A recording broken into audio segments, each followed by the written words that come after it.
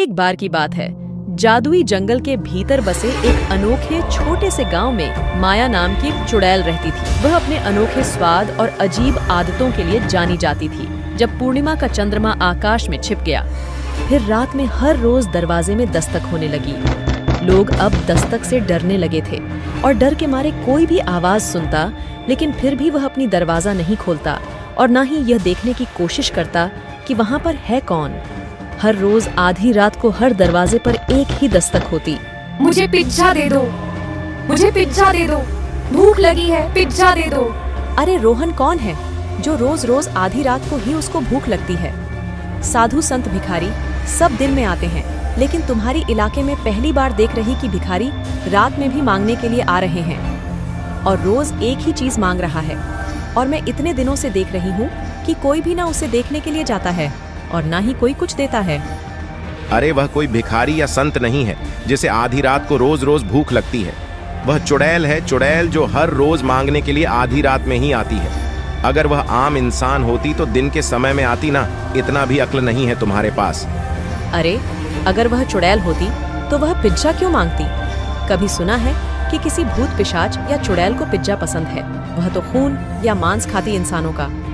बात यह है कि रोहन सालों से यहाँ पर रह रहा है और उसे सब कुछ यहाँ के बारे में पता है, लेकिन जो राधा है वह कुछ दिन पहले यहाँ पर आई है, इसीलिए इसको इसके बारे में कुछ भी नहीं पता।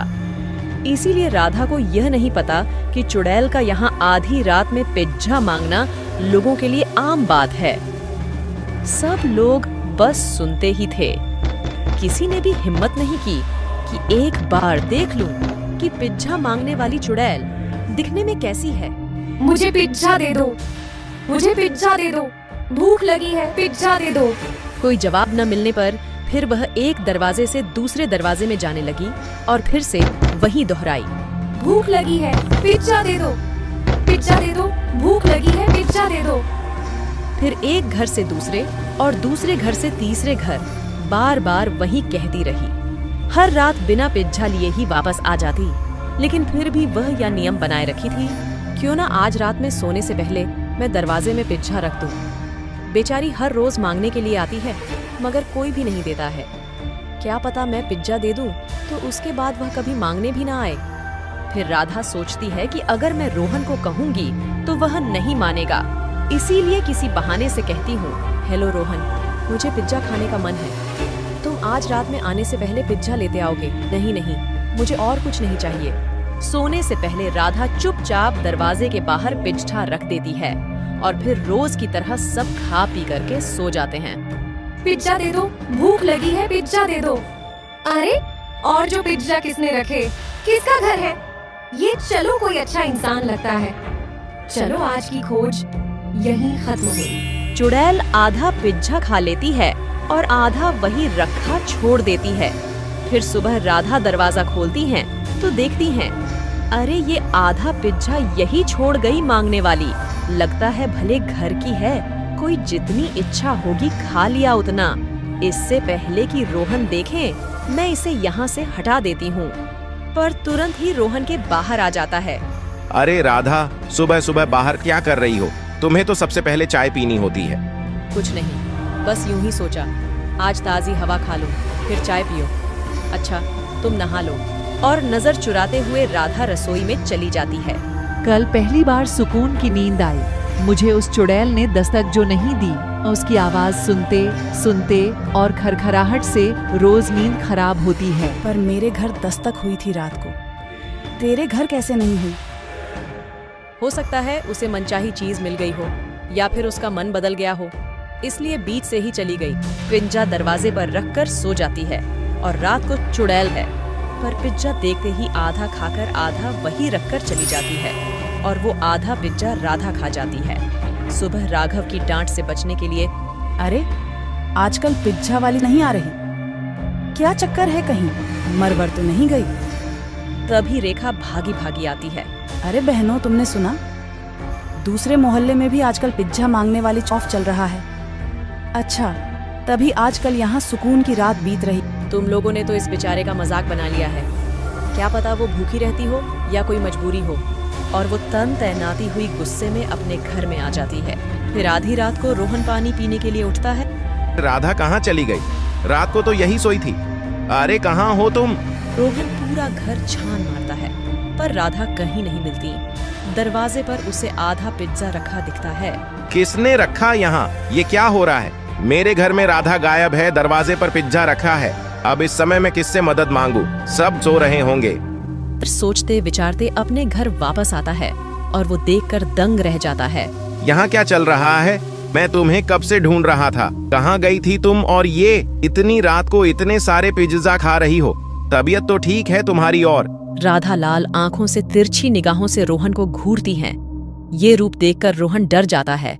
वह चुपचाप जाकर बिस्तर पर लेट जाता है। फिर सुबह, अरे भाई, तूने सुना? गली मोहल्ले की खबर आई है। उनकी बीवियों पिज्जा वाली के पीछे जाती हैं और अपना आपा खो देती है। कितनों की तो बीवी वापस मिली ही नहीं। जिन्होंने आवाज लगाकर रोक लियो तो रोक लिया, वरना भी गायब। ऐसे कैसे हो सकता है हमारे मोहल्ले में भी? और यहाँ तो ऐसा नहीं हुआ कभी।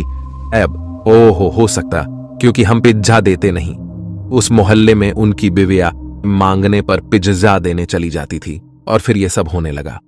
फिर रात को, अरे ये राधा सुनो, और मुझे सुबह जल्दी ऑफिस जाना है तो कल जल्दी उठ जाना, नाश्ता बना देना, ठीक है? फिर वो दोनों सो जाते हैं। अगली रात रोहन सोता नहीं है और जैसे ही राधा उठकर बाहर जाने लगती है, रोहन चुपचाप उसकी जासूसी करने लगता है। वो देखता है कि राधा ने एक पिज्जा बाहर रखा जिसे चुड़ैल ने आधा खाया और आधा राधा को खाने को दिया। राधा भी एक चुड़ैल के रूप में बदल गई और दूसरे मोहल्ले में पिज्जा मांगने वाली कोई और नहीं राधा है।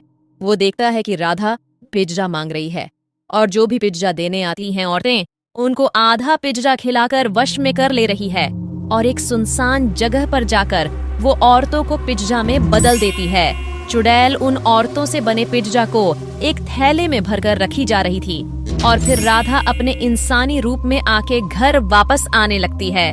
रोहन जल्दी से घर आकर आंखें बंद करके लेट जाता है। आज उसने सच का पता तो लगा लिया था।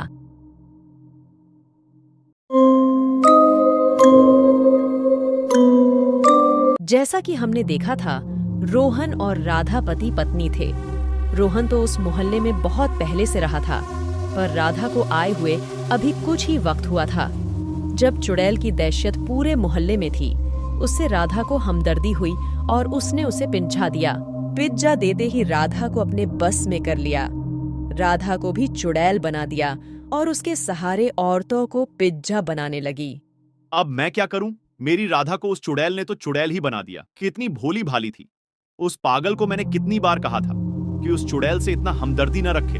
मुझे तो अब कुछ समझ नहीं आ रहा कि मैं अपनी राधा को कैसे बचाऊं। रोहन, क्या हुआ? आज तुम्हें ऑफिस नहीं जाना है क्या? आप कब से इधर उधर भटक रहे हैं? मैंने आपका दिन का खाना पैक कर दिया और नाश्ता भी मेज पर लगा दिया है। चलिए खाना खा लीजिए। हाँ, आ रहा हूँ। अब एक चुड़ैल के हाथ का खाना भी खाना पड़ेगा। ये कैसी आफत आ गए हैं? क्या हुआ? कुछ गड़बड़ है क्या? रोहन जल्दी जल्दी खाकर ऑफिस के लिए निकल जाता है, मगर यही सोचता रहता है कि वो राधा को कैसे बचाए। मैं अपनी राधा को कैसे बचाऊं? मुझे कुछ ना कुछ सोचना पड़ेगा। उससे भी अधिक चिंता का विषय ये है कि वो औरतों को पिज्जा बना रही है, पर वो इतने सारे पिज्जा का करेगी क्या? आजकल कुछ अजीब हरकतें कर रहे हैं, पता नहीं इनको क्या हुआ। रात को राधा फिर से पिज्जा बाहर रखकर सो जाती है।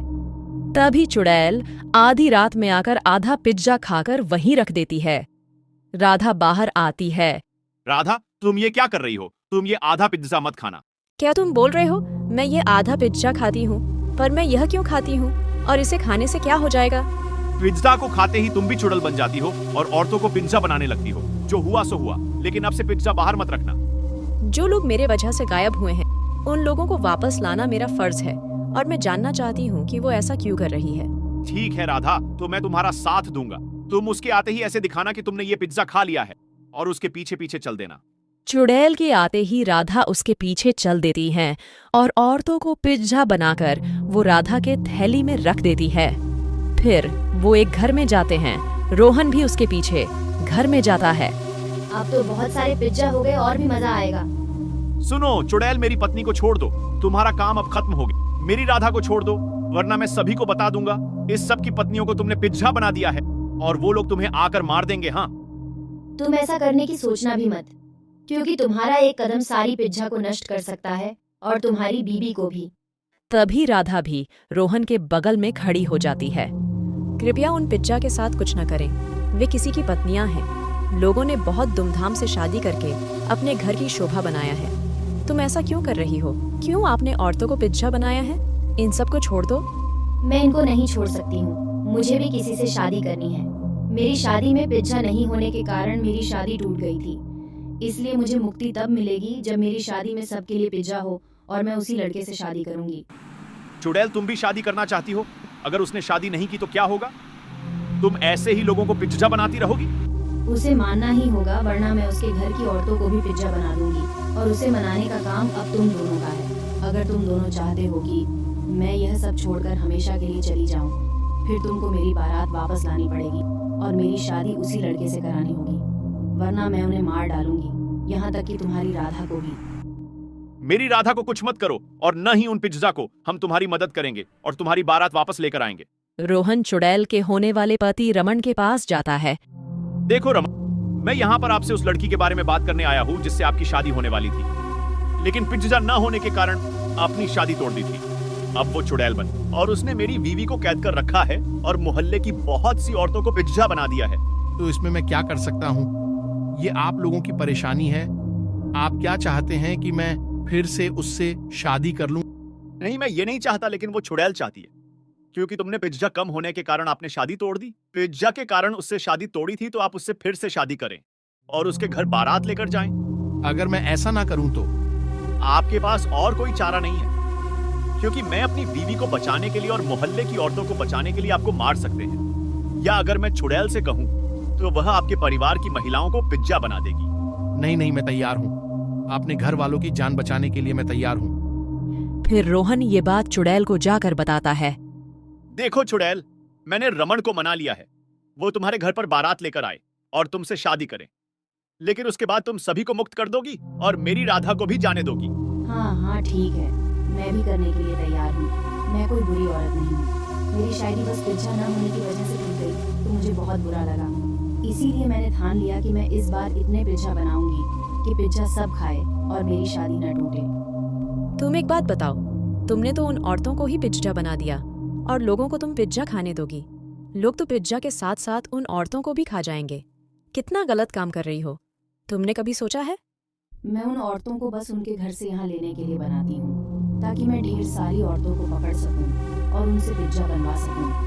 जो पिज्जा रखता है मैं सिर्फ उन्हीं को पकड़ती हूँ, क्योंकि वो लोग मेरी शादी के लिए भरपूर पिज्जा बना सकें। खैर, ये बात मैंने आज तक किसी को नहीं बताई थी, लेकिन तुम दोनों अच्छे इंसान लगते हो, इसलिए तुम दोनों को दिखाती हूँ। सभी औरतों को मैंने कैद और वश में करके उनसे पिज्जा बनाने का काम कराती हूँ। आओ मेरे पीछे। रोहन और राधा को लेकर एक अंधेरे कमरे में घुस जाती हैं।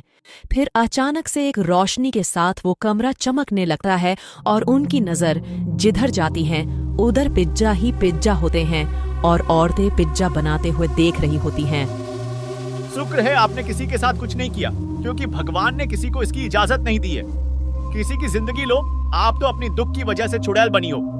तुम्हें तो इन औरतों में दया आनी चाहिए। 2 दिन बाद रमन बारात लेकर आता है। ढोल के साथ लोग नाचते हुए आ जाते हैं। देखो, तुम्हारी बारात आ गई, अब हमें जाने दो और औरतों को भी जाने दो। अब तो हम लोगों को छोड़ दो। मैं तुम लोगों को अभी कैसे जाने दूं? तुम दोनों मेरी शादी देखकर जाना और खाना भी खाकर। नहीं, हमें नहीं खाना है, बस अपने घर चले जाए, वही काफी है। अगर फिर कुछ कम पड़ गया तो कहीं आपकी शादी फिर ना टूट जाए।